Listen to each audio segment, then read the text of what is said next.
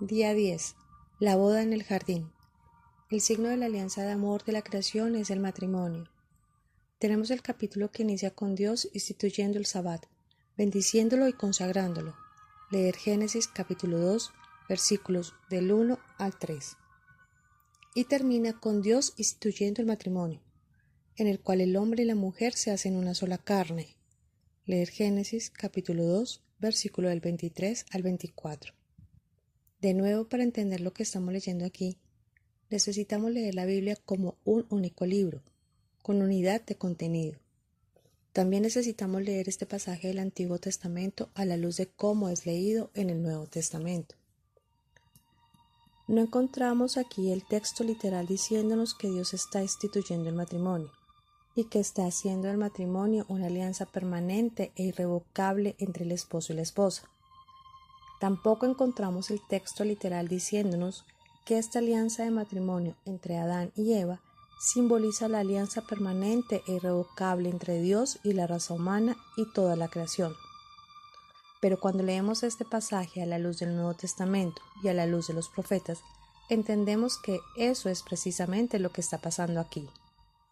Esta es la manera en que Dios trabaja en la iglesia. Esta es su pedagogía, su estilo divino de enseñar.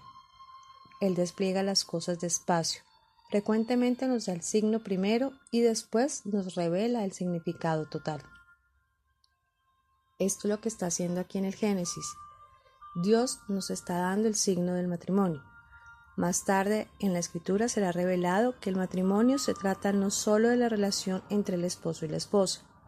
Está previsto por Dios también hacer un signo de la relación que Él desea tener con toda la humanidad.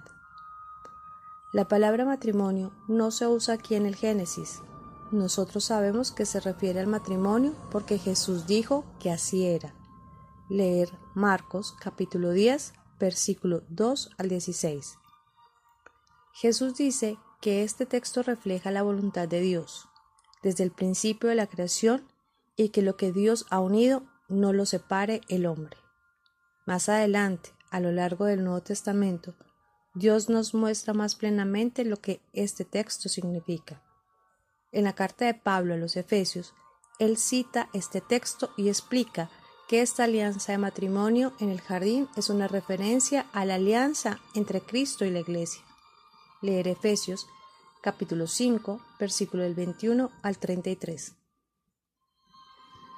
Pablo no dice que nuestro texto del Génesis no se refiere a los esposos y esposas. De hecho, él da una hermosa enseñanza del amor que los esposos y las esposas comparten. Pero él nos está diciendo que el matrimonio es también un símbolo de un amor aún mayor. El amor que Cristo tiene por su esposa, la Iglesia. El amor que Dios tiene por sus hijos. Finalmente, nos vamos al libro del Apocalipsis, que encontramos en las últimas páginas de la Biblia, una boda. Tal como encontramos una boda aquí en las primeras páginas de la Biblia. ¿Coincidencia? Difícilmente. Lo que el Apocalipsis revela es la consumación final, el matrimonio de Cristo con su novia. Leer Apocalipsis capítulo 19, versículo 9, capítulo 21, versículo 9, capítulo 22, versículo 17. ¿Y qué más? Una nueva creación, un nuevo cielo y una nueva tierra.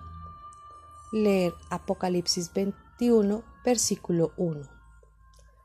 Los profetas siempre exhortaron a Israel a esperar por una renovación de la alianza, a reformar sus vidas de acuerdo a la alianza.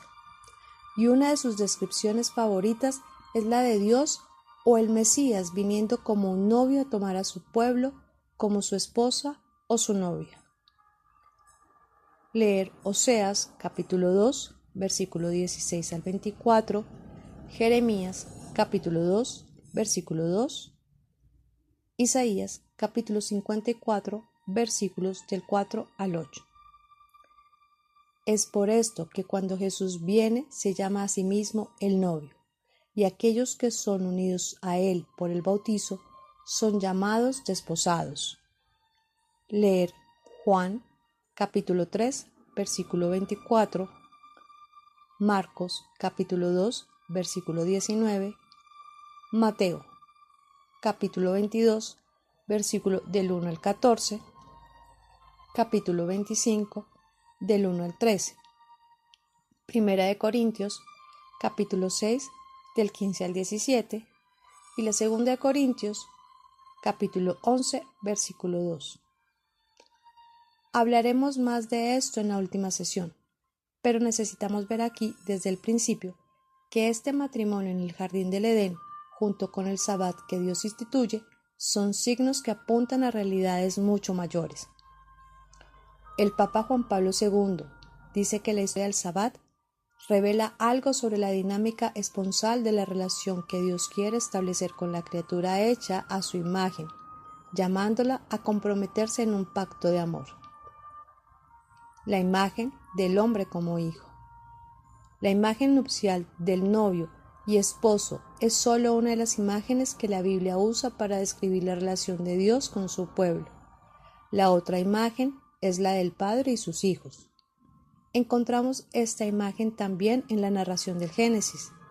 Muchas veces se ha dicho que la Biblia se contradice a sí misma al tener dos narraciones de la creación aparentemente diferentes dentro de los dos primeros capítulos del Génesis. Pero no son contradicciones, existe una perfecta complementariedad entre las narraciones. En Génesis primero tenemos a Dios el Creador trayendo a la existencia el cosmos, haciendo un hogar cósmico para Él mismo.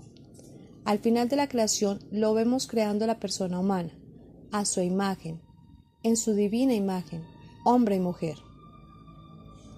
En Génesis 2 vemos a Dios trabajando personalmente, como un padre, modelando amorosamente al hombre de barro de la tierra, creando un jardín, un paraíso para Él, y finalmente creando una esposa para Él de su mismo costado.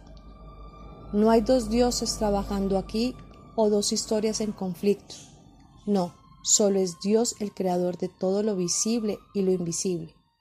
Él es también el Padre que ama a su pueblo tiernamente, como un Padre divino. En el lenguaje de la Biblia, el nacer a imagen y semejanza de alguien significa ser el hijo de esa persona. La expresión imagen y semejanza expresa la relación padre-hijo de Dios con su pueblo. Ver Génesis capítulo 5, versículos del 1 al 3. Lucas capítulo 3, versículo 38. Desde el principio, entonces, vemos que Dios tenía la intención de hacer de su pueblo sus hijos, su divina prole. Pero como vimos anteriormente, existe también lo que el Papa describe como la dimensión nupcial de la relación que Dios quiere con su pueblo. Estamos aprendiendo en las mismas páginas de la Biblia una muy importante lección: los límites de nuestro lenguaje humano para describir el amor de Dios por nosotros. Las palabras no pueden ni remotamente describir el amor de Dios que tiene por nosotros. Por lo tanto, aquí, en las primeras páginas de la Biblia, se nos dan las dos imágenes más poderosas del amor humano inimaginables: aquella de un padre y su hijo, y la de un esposo y su esposa. En un sentido, podemos decir que la Biblia que estamos por leer de principio a fin narra la historia de Dios criando su familia desde la infancia hasta la adultez. Él los prepara poco a poco para que estén aptos para la cena nupcial del Cordero, para la unión divina con Él, que solo puede ser simbolizada por el matrimonio, la más estática e íntima de las relaciones humanas.